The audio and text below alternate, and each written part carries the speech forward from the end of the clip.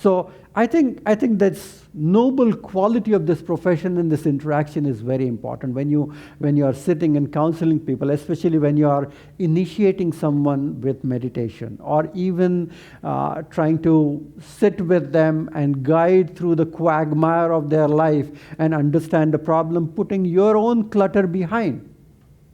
That's very important, is that right?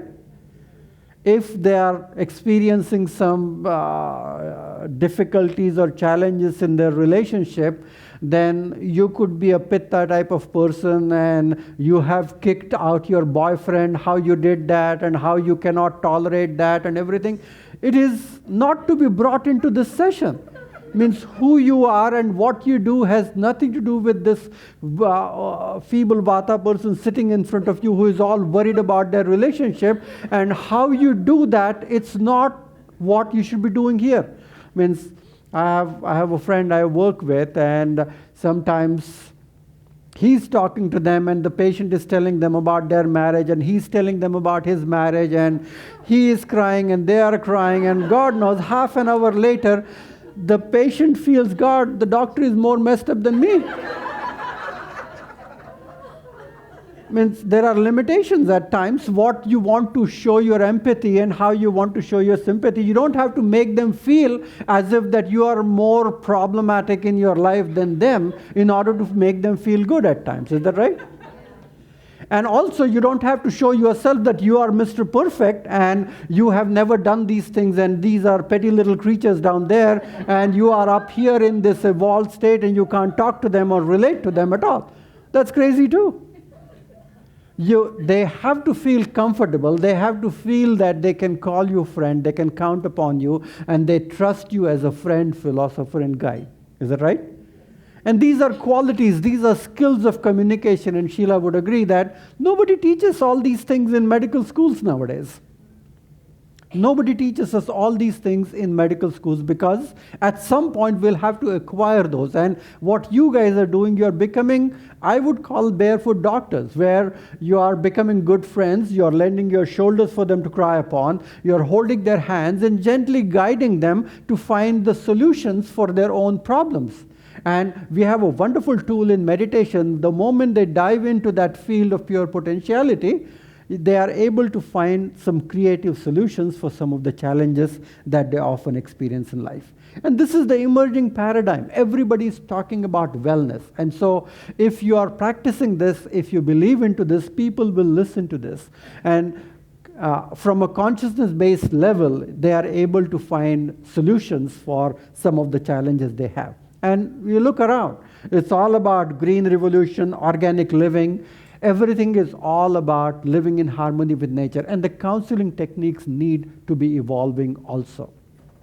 They have to be life-encompassing. Is that right? When we say life-encompassing, means every area of your life should be pertaining to what you do, how you think. There should be trust, faith, and mutual respect in the healer and the healee together. Sometimes you need to talk about their stress, financial distress, relationship, job, addiction, personality challenges, emotional burden, life purpose, all of those things. When I casually ask someone that, are you paying your bills? Do you have credit card debts? How much student loans you have? They look at me, why would I share this with you? I said, why not? Why not? Because if you are really burdened with certain areas in your life, and if it's creating inflammation and challenges and difficulty, we need to find some creative solutions for some of those things. And many people try to compartmentalize their things. And what we know from Ayurveda as science of life, that you cannot compartmentalize. You walk around with all those bundles of anxieties and worries, in which you name it, you can create it. And so I think the trend is definitely there. And if you look at what it's on the website of holistic medicine, they are defining holistic health as the unlimited and unimpeded free flow of life force energy through mind, body, and spirit. So slowly these nuts are cracking, and we are realizing these things where there's an embrace to this understanding that we really need to listen to our patients and clients and guide them sincerely in order to create a holistic sense of health and well-being through the techniques that we use. And the techniques are really wonderful. You talk about energy medicine, you talk about mind-body medicine, manipulative body-based practices, physical therapies, physical movement, and biologically based practices using the right kind of herbs, nutritional supplementation, everything. They're all integrating together, and they're realizing that if you do the physical activity, if you do yoga, if you get good quality sleep, if you take the right kind of herbs, you eat clean, pure foods, if you're doing detoxification, if you're practicing some kind of a stress release technique or meditation, you're trying to be happy, finding some laughter and ease in your life, they all work together and change whichever disease you have. Is that right?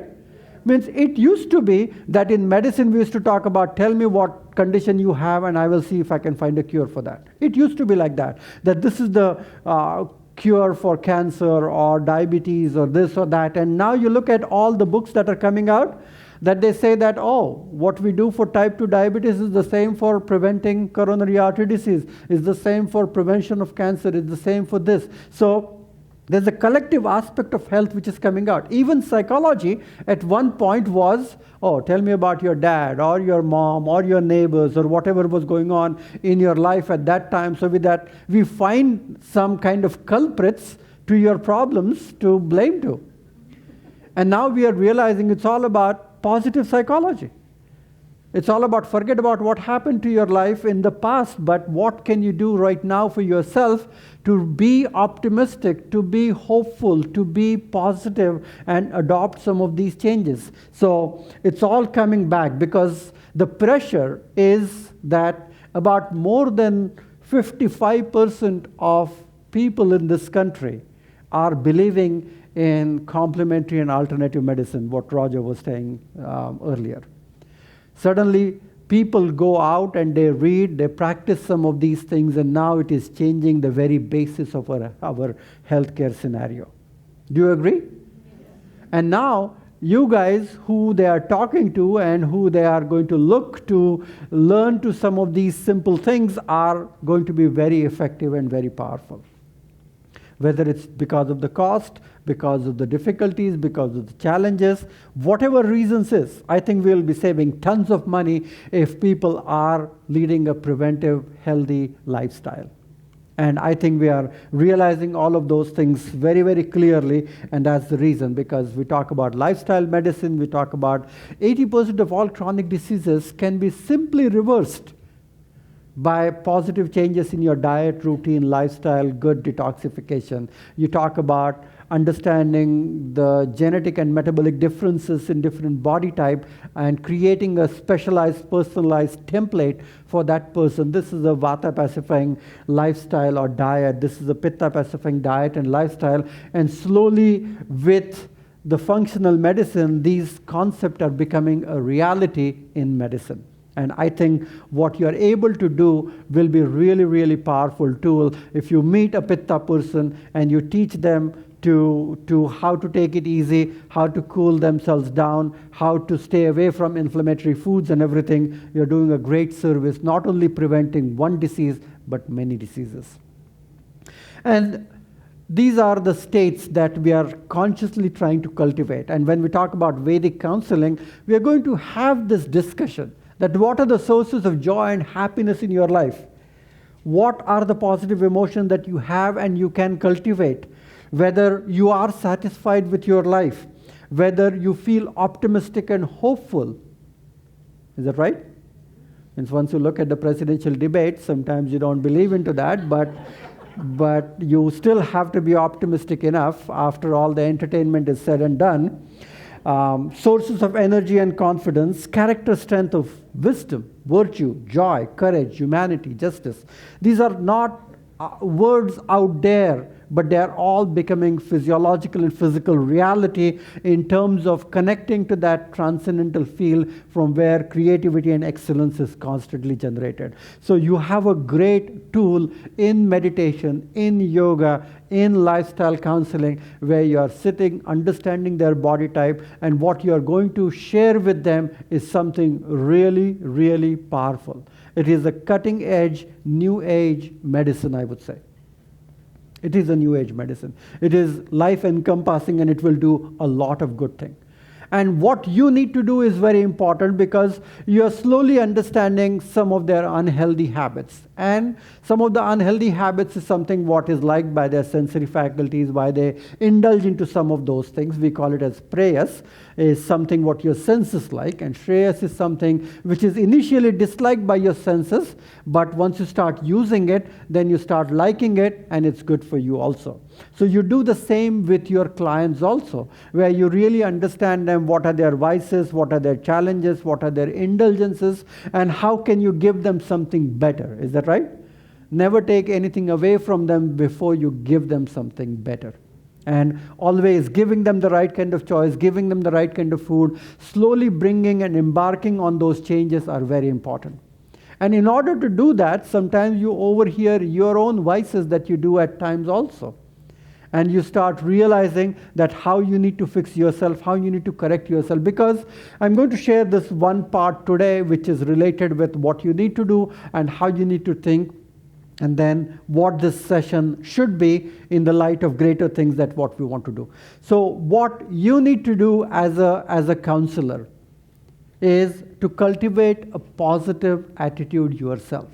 Your words should carry that message every time you talk to clients. And especially being an astrologer, being a Jyotishi, I look at their charts and I would like to roll my eyes and feel so unhappy the moment I look at where they are in the grand scheme of things. But I still have to show them the light at the end of the tunnel. Is that right? You can't say, oh, you are completely messed up because your parents and your vata and you have this Saturn sitting in the very first house and nobody can help you at this stage. That's not what these sciences are meant for, okay? These sciences are basically meant for is to uplift you. Every person that leaves your office should feel really hopeful and happy that they can do something about it. Is that right? However desperate the situation is. And it's not just a feel-good factor or having blunt lies sharing with the clients or anything. It's finding the right kind of things so that you can gently guide them. Sometimes when I look at the chart, you see a big monumental work that you have to do with this client or something what they have brought from their previous lifetime that's affecting them or haunting them at times.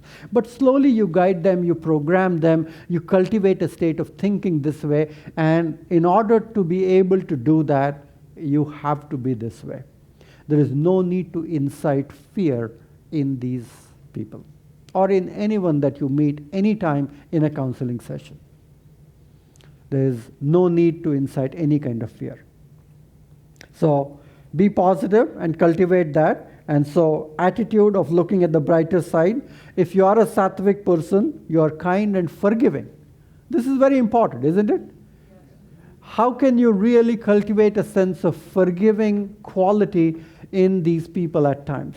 And I often ask them, where are your siblings? Where are your friends? What are the best things that has happened to you? What are the worst things that has happened to you so far in life? What are the things that you feel you are really grateful for? What you really wish for having in your life? What is holding you back? All of these questions are taking you to their life purpose, to understand their challenges, where they're coming from and where they're going. And your job is to gently guide them to that level where they can start finding solutions to some of the questions that they are having. So number one is you yourself have to cultivate a positive attitude, align yourself with nature, encourage yourself and your clients to spend some time in the nature, because those biorhythms are very important. They will take you away from the petty little challenges that we all have in our lives, so that we are able to actually connect with something far better than ourselves, far bigger than ourselves.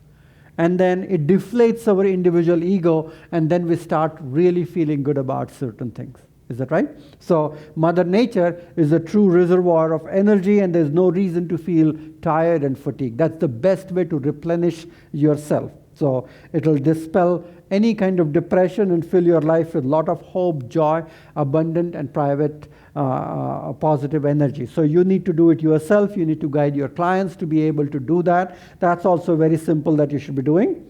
Regulate your own senses. That's also very important. How do you regulate your own senses? One of the questions that came out today was about dhyana. Is that right? About meditation and whether they are ready for meditation. And when you look at Patanjali, it talks about yama, niyama, asana, pranayama, dharana, and then dhyana. Is that right? So before you sit and meditate, you have to have some rules of conduct and behavior and purify your body, get rid of the grosser impurities, get rid of the subtle impurities through breathing and pranayama, do a sensory withdrawal, and then you become capable to enjoy the benefits of meditation at times. And Maharishi actually looked at this and did something very revolutionary, I would say, where he said that you have to really wait for a long time to purify yourself and then meditate, or you initiate them in meditation and that will slowly program them to follow the positive moral conduct and behavior. They'll be more inclined to do yoga and physical fitness and health and well-being. They'll be more inclined to select clean and pure food for themselves. They'll be more inclined to regulate and withdraw their senses themselves. So it's not step by step, but it's a complete circle wherever you hold. Through meditation, through the practice of dhyana, you will be able to accomplish some of those things. So slowly at least encourage yourself and your client to minimize some of those things. And you can figure out some creative way of withdrawing your senses so that you are not getting carried away. One thing that we have realized, that the pace of life, is it right? The pace of life creates our mind a little bit more crazy. And since we are having a crazy mind, we are unable to sit down and quiet. And I see this every day in my practice. Is that right? Means you look at the speed of internet, people texting, people, social media, everything like that. It's taking the pace of life to a next level, and we are trying to quiet them down at some other level. So it's almost feeling as if the pace of life has become so hectic, so fast, which makes it difficult for people to transcend and even sit quietly. Is that right? Apart from children having ADD, there are greater population of adults who have ADD. They can't watch a video for more than 5 minutes. They can't read a book for more than 10 minutes. They can't sit quietly for some time. So slowly you are training your mind and body together. So you need to do these things yourself. And the reason you need to do all these things, because there are 3 main components from an Ayurvedic perspective that we talk about how chikitsa or treatment plan works. And it's very interesting, someone as an Ayurvedic physician practicing some of these allied Vedic sciences here in the West, that there are 3 types of chikitsa that we talk. Daiva Vyapashray, Sattva Vajay, and Yukti Vyapashray chikitsa. And you don't have to know these Sanskrit words. These are helping me to connect with some of these things. And 2/3 of Ayurvedic treatment is connecting yourself with your higher self and boosting your inner discipline and giving a moral strength to yourself and your clients. So 2/3 of the Ayurvedic treatment is all about psycho-emotional healing. And only 1/3 is about physical healing, which entails herbs, herbal formulation, detoxification. So number 1 is Daiva Vyapashray Chikitsa. It talks about Purva Janma Kritam Papam, Vyadhi Rupena Badhyate, Avashyabheva Bhoktavyam, Kritam Karma Shubha Shubham. So it talks about destiny.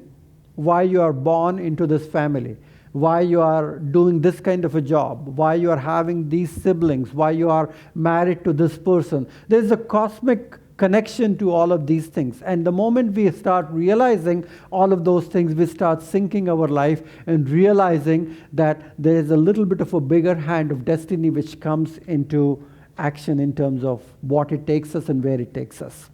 There's a karmic blessing that we are having a lot of abundance in our life, and there are certain challenges that we face, and how can we slowly distance ourselves to watch and witness how it is unfolding, how it affects our longevity, how it creates certain things. So in order to purify the karma, these are the modalities that are explained in Ayurvedic tradition. One is mantra.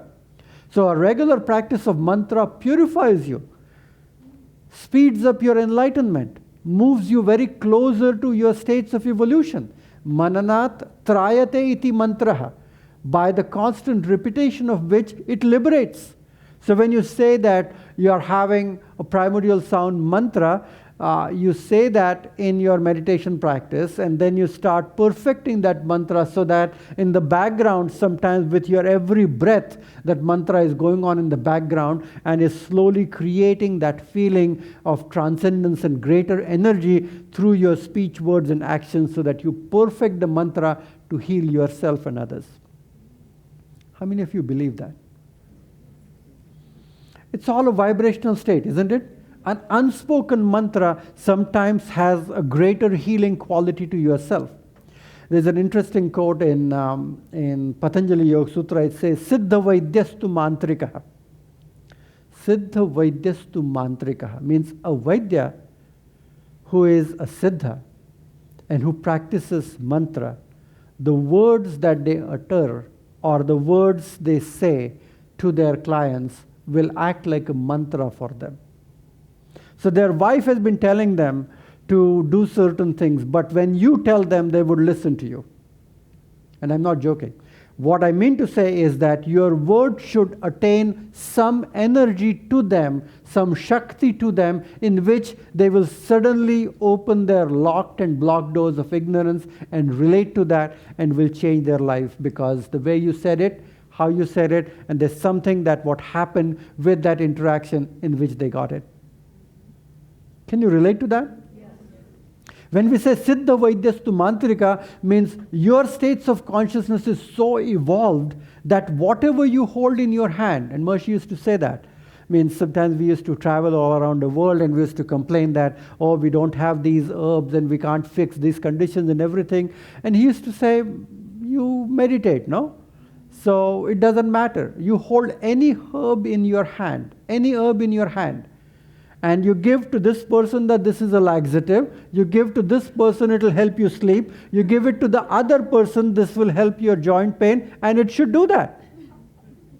It should do that because your consciousness is changing the matter with the energy that it carries. And so you prepare the medicines, you give the first dosage on their tongue right there in your presence. Interesting concept, isn't it? So when we say Siddha Vaidyastu Mantrika is something that everything that you do. Aushadhi is Osha. That's the virya, that's the potency.